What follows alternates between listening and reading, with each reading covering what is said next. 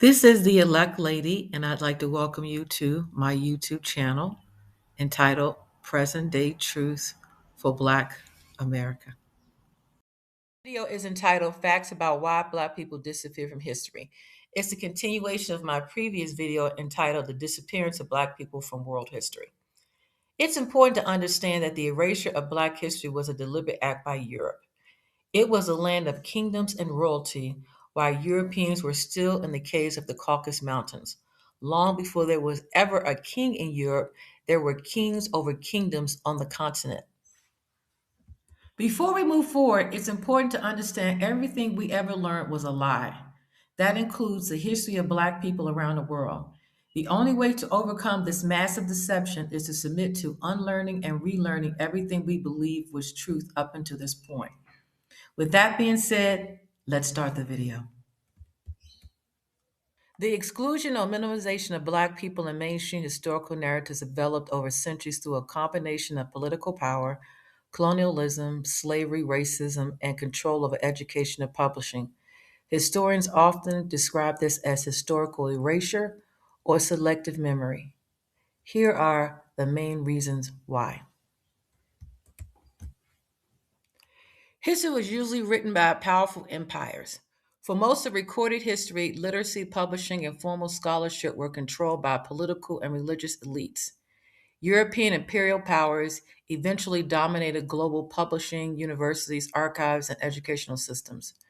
When empires write history, they often center themselves as the main characters, portray conquered people as less advantaged, and justify expansion as civilizing. During European colonial expansion from the 1400s onward, African societies were frequently described through colonial viewpoints rather than their own records and traditions. For example, African kingdoms were often labeled tribal regardless of their complexity, or traditions were dismissed as unreliable even though many cultures preserve history orally with high sophistication. European explorers were credited with discovering places already inhabited for centuries. Slave trade created incentives to dehumanize Africans. The transatlantic slave trade depended economically and politically on portraying Africans as inferior. If millions of people were being enslaved, colonial societies needed ideological justifications. Over time, racist theories developed claiming Black people were intellectually inferior, uncivilized, or outside advanced history.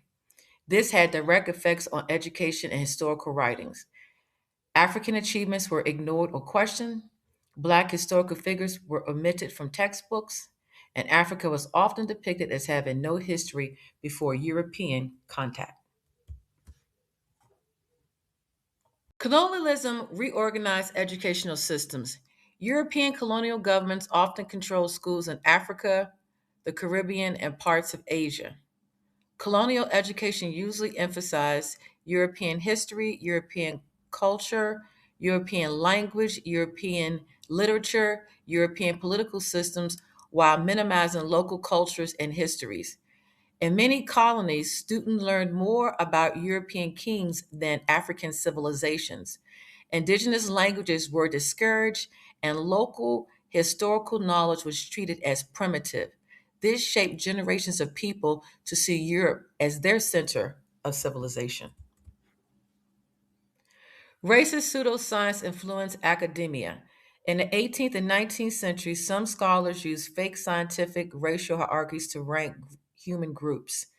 Fields like phrenology, the measurement of bumps on the skull to predict mental traits, scientific racism, belief that human races are biologically distinct and ranked differently based upon hierarchy, a notion now discredited by modern genetics and anthropology, and eugenics, claiming Europeans were naturally superior.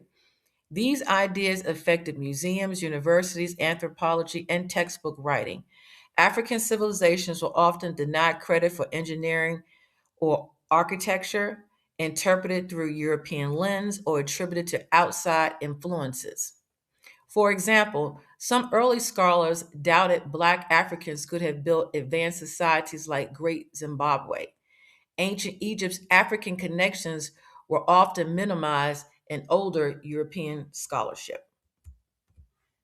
Oral histories were undervalued. Many African societies preserve history through griots. A West African historian, storyteller, praise singer, poet, and or musician.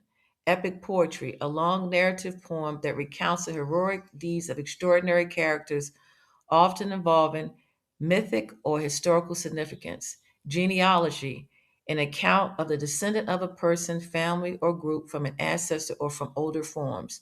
Ceremonial storytelling, a form of narrative that is performed or shaped within the context of a ritual, celebration, or formal occasion, often with the purpose of displaying, praising, or critiquing people, events, or values for the benefit of the community. And oral transmission, the practice of passing down knowledge, cultural traditions through spoken words, serving as a vital means of communication and cultural preservation through history. European historians often favor written documents over oral knowledge. Because many African histories were preserved differently, they were treated as less legitimate. Segregation and racism shaped school curricula. In places like the United States, school systems often reflected segregation and white political control. For long periods, textbooks glorified slaveholders, minimized slaves' brutality, portrayed colonialism positively, and barely mentioned Black intellectuals, inventors, soldiers, or leaders. Even after slavery ended, many educational systems taught national histories that centered white experiences and treated Black history as a side topic rather than part of the main narrative. Archives and preservation were unequal. Historical preservation depends on funding, institutions, museums, universities, and political stability. Wars, slavery, colonial extraction, and economic exploitation damaged or dispersed many African records and artifacts. Large numbers of African cultural objects ended up in European museums during colonial rule. Some written records were destroyed, others were never collected by colonial historians because they were not considered valuable. Black scholars were often ignored. Many Black historians, archaeologists, and intellectuals challenged mainstream narratives but were marginalized in academia. Figures such as Carter G. Woodson, W.E.B. Du Bois, Cheikh Anta Diop, Chancellor Williams, and John Henrik Clarke, who argued that African and Black contributions were systematically excluded from mainstream scholarship. As you learned in the earlier video, Woodson helped create what is known as Black History Month because Black history was largely absent from school curricula. The narrative is changing. Over the last several decades, historians, archaeologists, genetic researchers, and African studies scholars have expanded understanding of African history. Today, there is far more research on African empires and trade networks, Black participation in global history, pre colonial cities and universities, African influence on the Atlantic world, and the role of racism and historical storytelling itself. Modern scholarship increasingly treats African history as central to world history rather than peripheral to it. As we analyze what happened, it's really about more than history alone. It's about who had the power to define civilizations, preserve records, build schools, and shape public memory. One important shift in modern scholarship is that historians now look beyond older Eurocentric frameworks and ask what counts as evidence? Who got archived? Who was considered historically important? Why were some societies described differently from others? That has led to a major reevaluation of Great Zimbabwe, Timbuktu, African participation in global trade networks, and the intellectual history of the African diaspora. It has also changed how historians study resistance, not just oppression.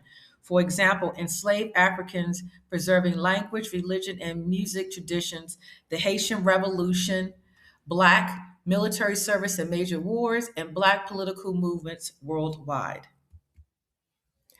A lot of current databases about education and curriculum are really debates about historical framing. Is Black history treated as separate from main history, or is it understood as part of world history from the beginning? That distinction changes how people understand the past and the present. Discussions about Black history must continue. We're at a crossroads where the truth must come forth. Our contributions to world history must be celebrated and no longer tolerated. The future is Africa. Before we can move forward, we must know where we came from. There's an old African proverb that says, until the lions have their own historians, tales of the hunt shall always glorify the hunter. On this channel, the historians of the lions are rising up. Family, it's time for the Black community to learn, know, and understand our story. We need to commit to unlearning and relearning history with our contributions and achievements being the priority and being at the forefront. With that in mind, Black America, it's time to wake up. We need to have a real conversation about what's going on in the United States and globally. Things are constantly changing around us. We can see the powers that should not be are pushing for a new norm or a new world order. This channel was created to introduce Black Americans to present day truth so we as a people won't be left in the dark about what's really happening. This knowledge could be the difference between life and death. See you on the inside. Don't forget to like, share, and subscribe to my channel. This is the Elect Lady signing off for now. Thank you.